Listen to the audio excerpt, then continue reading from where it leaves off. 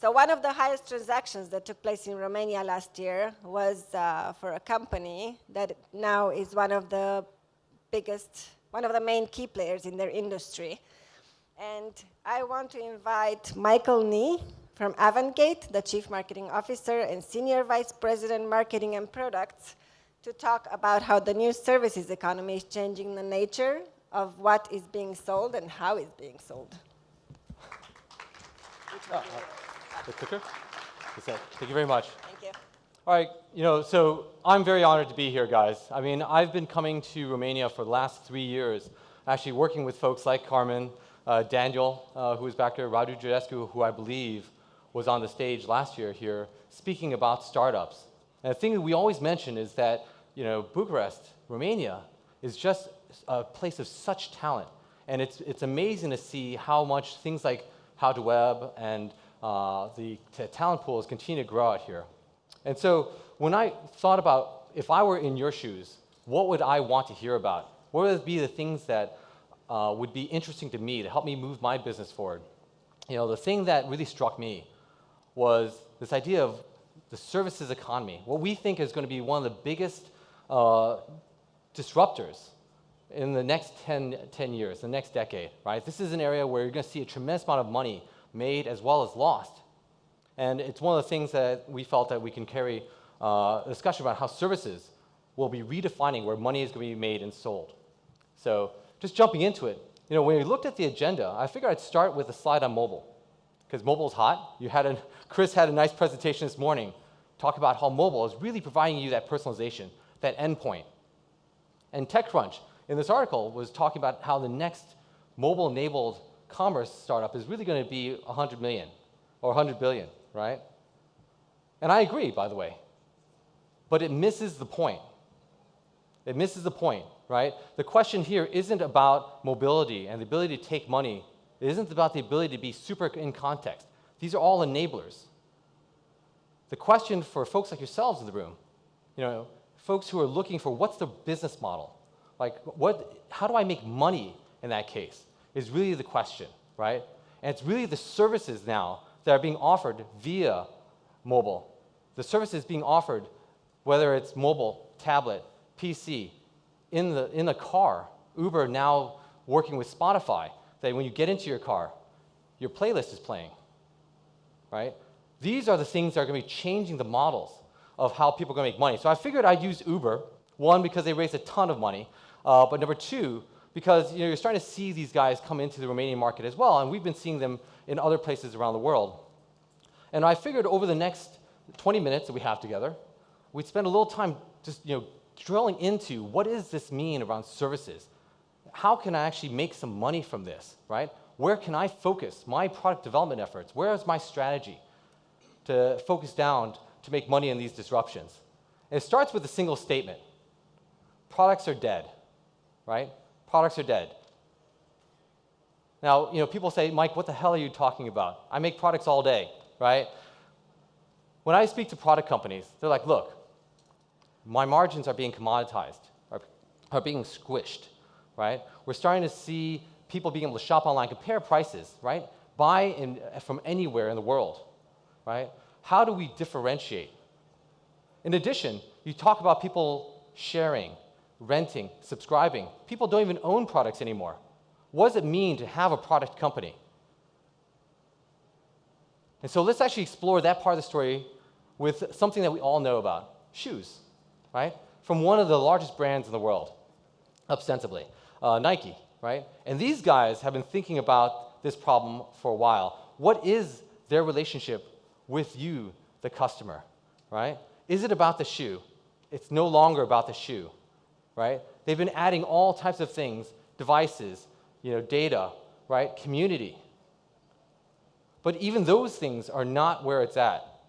When you look at what they really have been trying to push in the last couple of years, ever since they did the original connection with iPod, back when they did running shoes that are connected to trying to instrument your running programs, it was really around creating a deeper relationship with you with services, right? If you look at the latest investments they've made in something called Fuel Lab, they've invested in a number of startups that are creating individualized running plans right?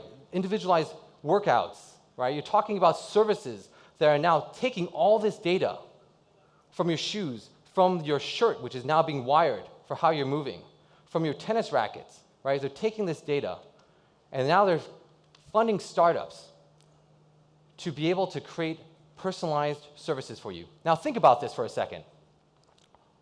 You now have a program that you check on in your phone. It's got your running plan for the day. It tells you where to sprint, where to relax, how you did over the last 2 years. That's a relationship. Compare that to your shoes. What now has a stronger relationship with you? I'm now paying a running plan every month, right? I see that in front of me every day. I use it every day. Compare that to your shoes, right? Again, where is Nike focusing down? How are they recognizing that the world is changing? And in fact, that leads us to the first idea that I really want to push here, which is products are an excuse to sell services, right? And this is, like I said, an idea that people understand, right? Some of these things are not new, but what I'm trying to do is help you formalize how do you make money out of this, right? Products are an excuse to sell services. PCs and cell phones have known this for years. They give away the device to get you into a plan, right? Take that analogy and think about that for almost any type of physical good. You can wrap that around. Our CEO loves to use the example of a toothbrush. In fact, we just found out there's actually a toothbrush that does this. Something that, as you brush your teeth, it is actually measuring how you brush. It's giving you measurements. It's giving you ideas of how well you're doing in just brushing your teeth, right? In fact, since I have 2 kids, what I really want to know is how well my kids are brushing their teeth. They already have 2 cavities, right? I love that. But it goes beyond that. It goes into the ability to maybe share that data with my dentist. Should I get a discount for my dental insurance because I brush my teeth well, right? Products are an excuse to sell services. And it's not just products anymore, right? It's about software as well. What is software? So one of our clients, StratPad, I was talking to their CEO, Alex Glassy, and he said, look, I have a great business right now. We're selling well. We're a business planning software. We help folks like yourselves come up with business plans. It helps you with templates, guides you in terms of what are the risks that you have to think about, what are the financial areas that folks like Daniel will be looking for, right? But the insight that came to him was he's not in the software business. He's not in the software business. What his customers were really looking for were outcomes, right? And so what they were looking at was about how to get funding. And it completely changed his idea of what he was selling. And it's allowed him to create a whole new revenue line on top of his business planning software. He now has educational videos around how you think about this problem. He has consultants he's brought on to help people figure out how to raise money.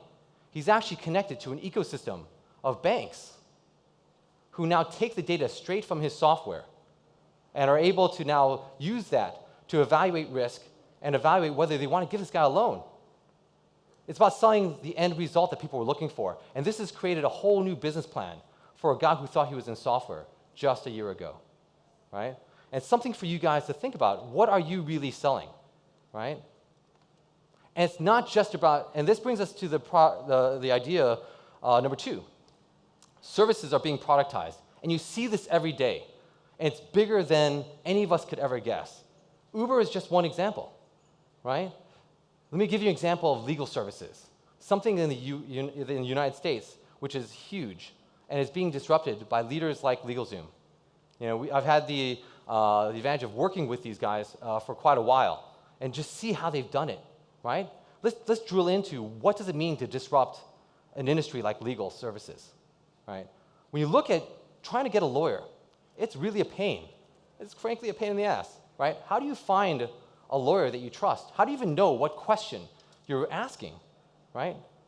You don't, right? How many people do you turn to say, okay, I've used 20 lawyers. Here's one I'd recommend. No one has that experience, right? So how do you find a lawyer? How do you pay them? Right now you end up paying a retainer, which means you pay up front, and then you pay by the hour. You don't even know how much it's going to cost you by the time you're done. That sucks, right? This is where there's so much friction in buying legal services that it was ripe to be remade.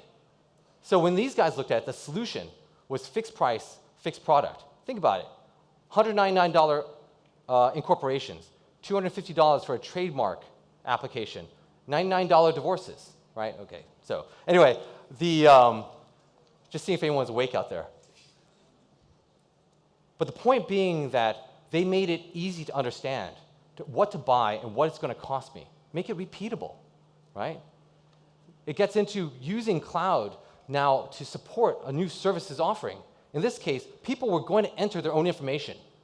How do they help them enter into templates, core incorporation information? Why do you have to pay an expensive lawyer and their team to enter all that stuff for you after they interview you? Right? How do you use templates to help drive a lot of the questions and answers that typically would happen during, filling out core forms around things like trademarks? These are things that you can automate a huge chunk of and remake the value chain around how do you actually do legal services. And then he created a services cloud.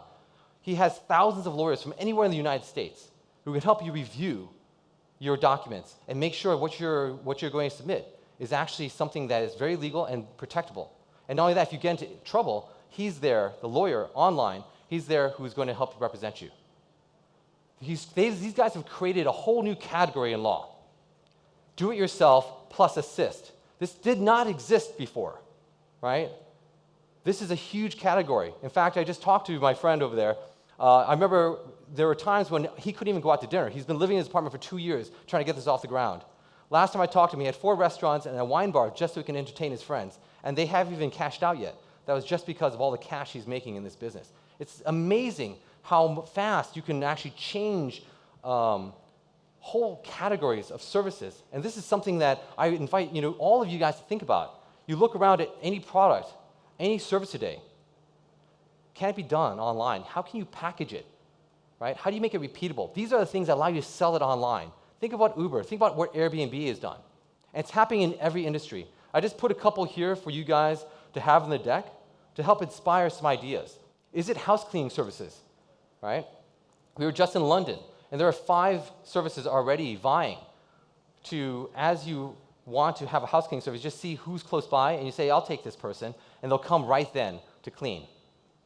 Right? How do you reinvent any service? It's about, I have extra office space. We have folks we're working with who actually allow you to put your office space up so that you can go ahead and say, I need an office space for a week, right?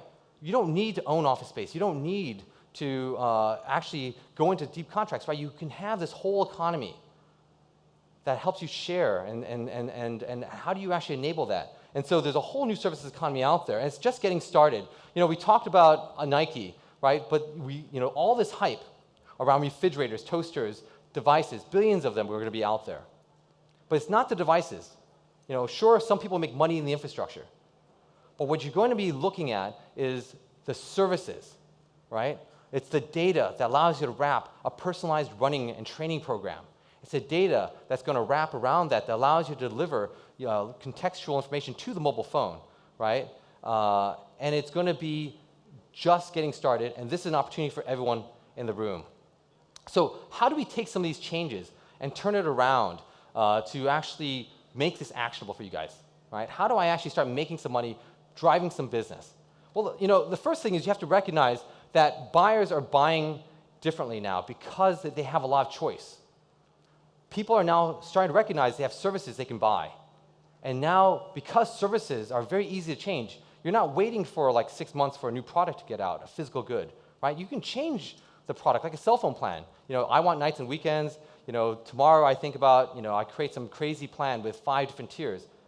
When you're dealing with services, it's very easy to personalize. And so now the idea is you have to sell the way they want to buy. Let me give you an example.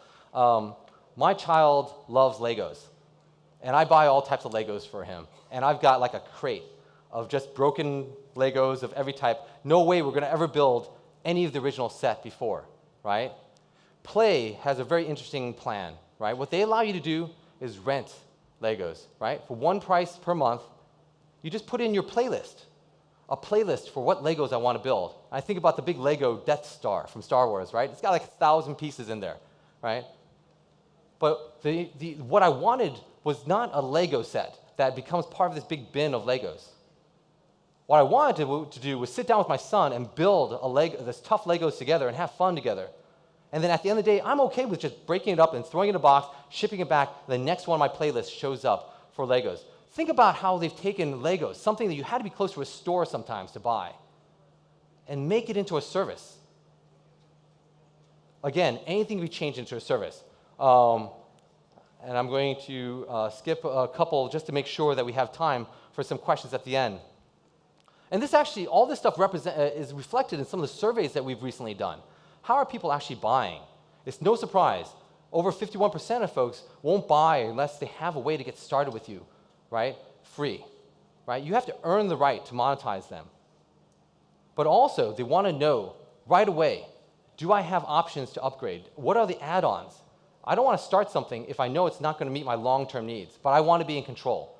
So those are 2 points when you think about your go-to-market strategy. When you think about how you offer a product, and I heard some of it today, right? How do you start small? How do you earn the right as you move forward? And it's very different than the way, at least I learned marketing, right? I'm much older than I think most of the people in the room. Well, maybe Daniel, but sorry, Daniel. But marketing used to be a funnel. What happened was you started off with 10 brands. I thought about 10 different things I've researched, and then over time I learned more, I researched, I get down to 2 or 3. That's called a consideration set. I make a purchase decision, and then there's a loyalty part of the funnel. This is outdated, this is broken. And I'll tell you right now, we have to remap how you engage with your customers, right? In reality, and this came out of a McKinsey study with Harvard a couple years ago around what they call the digital buyer's journey. And it's important for us to realize that this is very much tied in hand-in-hand with the longer-term relationships that people are now having with services. A product, I buy it once and maybe I renew it, I get new shoes every year or 2 years. A service, I touch it maybe 5 times a day, right? I may go to my Clash of Clans, right, while playing with my son, a couple times a day to see what's going on. Maybe I have to buy something in-app. But the way it's changed is not only that the buyer is in control, they actually are going online. They're finding you. You can't control the message, and everyone knows that, right? That's taken for granted now, right? They're finding you on affiliates, social channels. We see on our survey they go to at least 4 merchandising sites before they make a buying decision, and according to Google, they get 14 to 16 brand impressions before they even approach your salespeople. But the real change here is this second part of the circle. That's a loop, right? It's not just that it's no longer linear, but the loop means that as they use the product, they actually research it, right? People actually are using a piece of software, a cloud solution, and they say, well, actually, I want to add on some capabilities around supply chain management. Let's just say if you're a business. I want to do some inventory control. And I'll look back online and say, how do I use this product I may already be using and start doing inventory control with it? But at the same time, I get exposed to 4 or 5 more brands. This is what is disrupting even old school companies that have loyal customers today. Because customers are constantly now discovering new brands. And this allows for everyone here in the room to take out the incumbents, to disrupt the leaders in the market. And let me give you one example. This is HP. And HP has come to, shall we say, appreciate the fact that the world is open to everyone here in the room to take them down. This is one of the biggest software companies in the world. $4 billion. If you take them as software just by itself, they're the 6th largest software company in the world. And 2 years ago, they saw their slow end of the market. So the self-service and you can call to order. They saw that starting to decline. So the management team worried? It's just a low end of the market. We don't really care about that. It's okay. 8 months later, the mid-market, this is a meaty part of their market, started to decline as well. And now they were worried. And when they looked into it, what they saw was that if you did not sell 1 to 5 seats, if you did not sell a smaller product that allowed people to engage the way they want to engage, if you didn't refactor your product to something that an IT individual who can just go online and download it and use it himself right there, you weren't getting into the RFP or the request for information to be included in the big deals, right? The 1,000-seat deals, the 10,000-seat deals, right? It wasn't just a small company that was buying online. It was the individual in the line of business buying like an individual, not like a procurement agent, but buying like an individual to try it out, and then only then, even though they're a big company, only then would you be included. And now you see HP advertising on street signs, on billboards, doing TV advertisements, because they recognize this trend, and they're having to treat their business-to-business customers like consumers, right? And this gets into just how do you actually manage your customer over time. And I think rather than go abstractly over a model, let me talk a little bit about how Avangate thinks about this problem and use that as an example of maybe how you guys should think about your products. How do you engage customers over time, right?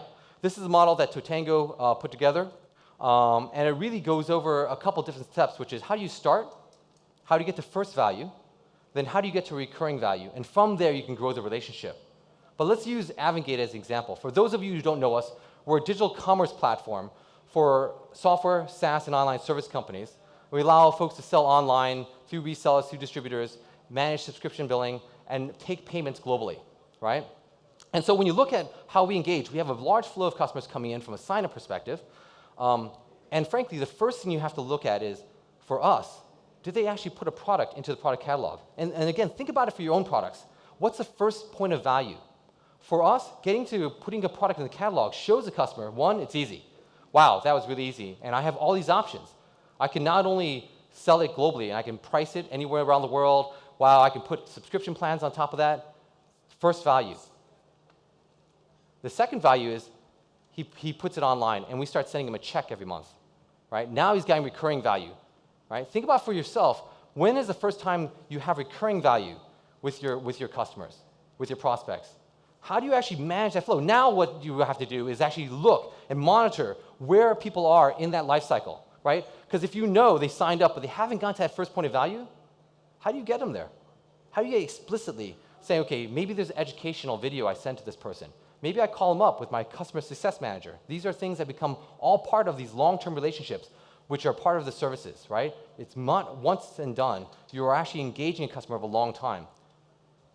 How do you get to the point where now you can monitor and manage them to first sale, right? And then you can start selling them other things. Subscription billing, they get reporting and running their business on it. You get down to reseller management. Again, expand your relationship with the customer. But you have to get to the point where you have recurring value.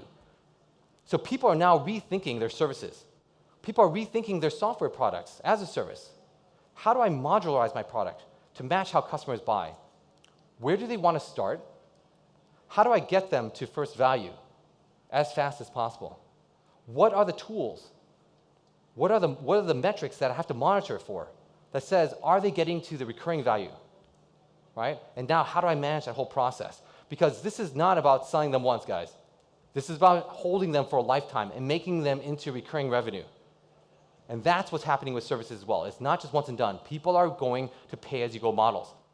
And so, my last message to you guys is when you look at this life cycle, it's a lot to do, right?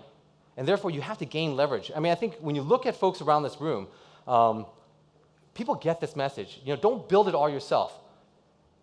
It's around how do you leverage the tools to get you there. And again, I won't have time to go through a lot of this. I did want to just point to the fact that, when you look at how do you manage a cycle like this, how do you manage the acquisition, right? How do you package it so that people can buy in smaller chunks, and that increases conversion? How do you manage the retention? So for instance, like being able to instrument your own products. There are companies like Intercom, Totango, Castora, and Gainsight that actually allow you to instrument your solutions, your services, to start measuring where people are. Have they crossed first value? Have they crossed into recurring value?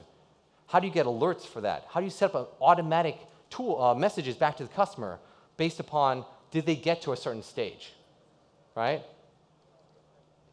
Even down to folks like SafeNet, for those of you who are getting bigger, right? SafeNet is a tool that allows you to have the ability to manage whether your plans and create very complex plans and do testing with folks like us so you can understand what price points, what plans work, right? But again, the whole thing is how do you get focus on your services? This world is moving too fast for you to build everything yourself. And I give that warning especially to this room. I've come to Romania enough to know that we have a way of wanting to build it all ourselves. We can do that. This stuff is easy, right? I'm telling you, things are moving too fast out there right now. Every industry is being impacted by services. That's true. Thousands of industries out there. Cars, housekeepers, groceries, these were just the first.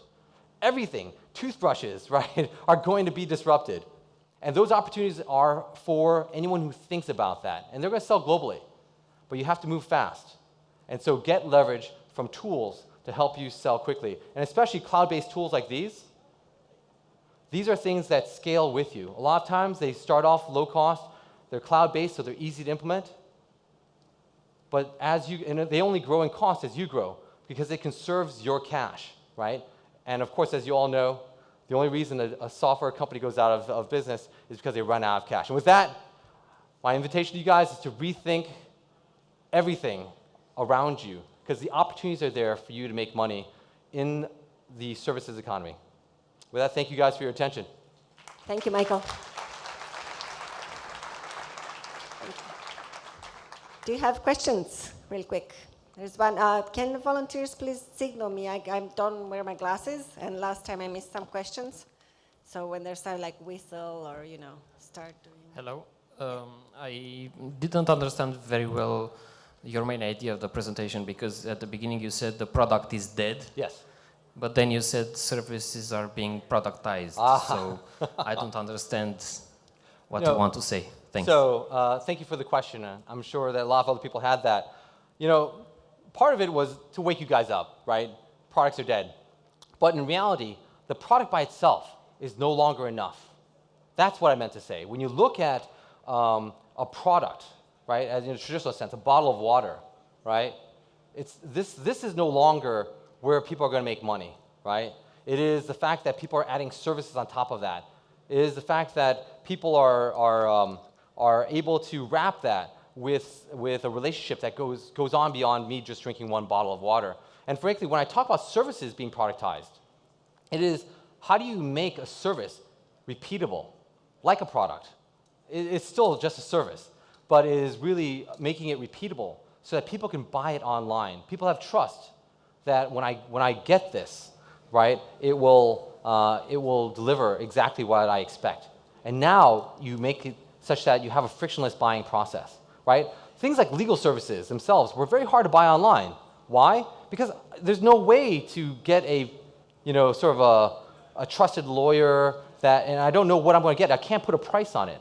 And so when I say productized, it means put some of the product type of characteristics to a service because that makes it frictionless, but still just a service. So when you look at where margins are going to be made, when you look at where the money is really going to be made, it is the services on top of a product or services themselves that are easier to consume and made so that people can start small and grow with it, right? And just to give you ideas of how to think about your own products, how to think about the disruption, right? Mobile, like you said, is a great enabler, but you have to think underneath, what problem are you solving? And what industry are you disrupting?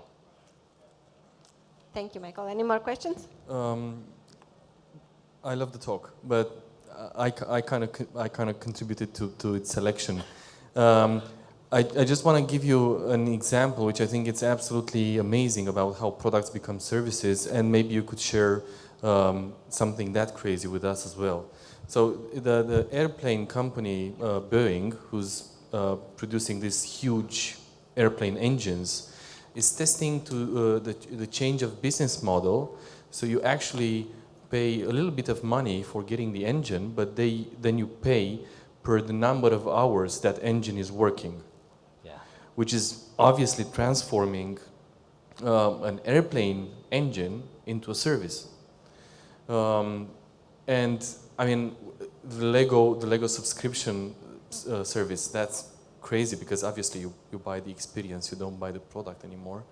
Have you seen something that radical changing? I mean, now we have taxis, which are kind of in the same area. But have you seen something like that drastic, or do you have any intuition about the next drastic change in this field? Is there any specific thing that you think will?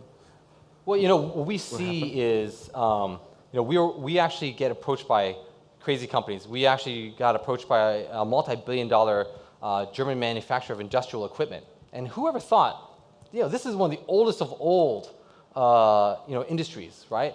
And whoever thought that they would think of themselves anything other than a product company? And when they came to us, like, this has got to be a crazy fit. There's no way. But what they saw was that their market was changing. Their hardware was replaced every 10 years, similar to like a jet engine. But what was really happening was that every 3 to 6 months, they do a new software patch. They deliver add-ons and new capabilities that actually would change the performance of the hardware, right? And they were saying, look, what if we changed our model? How do we rethink our business? Rather than a multi-million-dollar upfront hardware sale, how do I lease the hardware, right? And then sell a subscription to the software? How do I maybe even sell software? Because now I can monetize differently, right, on a regular basis. So it evens out the revenue flow. Finance people love that, by the way. If your revenue doesn't go like this, but goes like this, more money for you. But what they also saw was that they had all these add-on companies. They're adding software to their hardware. And that allowed them, going into the software business allows them to be a platform and actually pull these in. And so when we think about craziness, there are, the toothbrush, right, thing. I mean, these are things you start to go, wow, I never would have thought of that. But you see old school industries moving first, right? But when you look at what's going to be monetizable for you guys, if I could leave one last thing, if you think about the segments that go first, software is clearly, and then within software, you already see security moving from a download software to household security, right? They're moving to a service. You talk about information services, anything that's published, electronic. These are things that are easy. Content collaboration tools, right? These are things you see first. And then you're going to see mass uptake moving outwards from there, right? And of course, on the services side, you have cars, right? These are things that are easy to start trying to disrupt because they're broken industries, legal, right? But you see other services around you all day, whether it's getting someone to deliver your groceries, right? So again, there's a lot of things going out there. I invite you guys to rethink the businesses that are around you every day because there are opportunities in there to be had. Thank you again. I think my time is up. Thank you, Michael. Yes, it is. Thank you.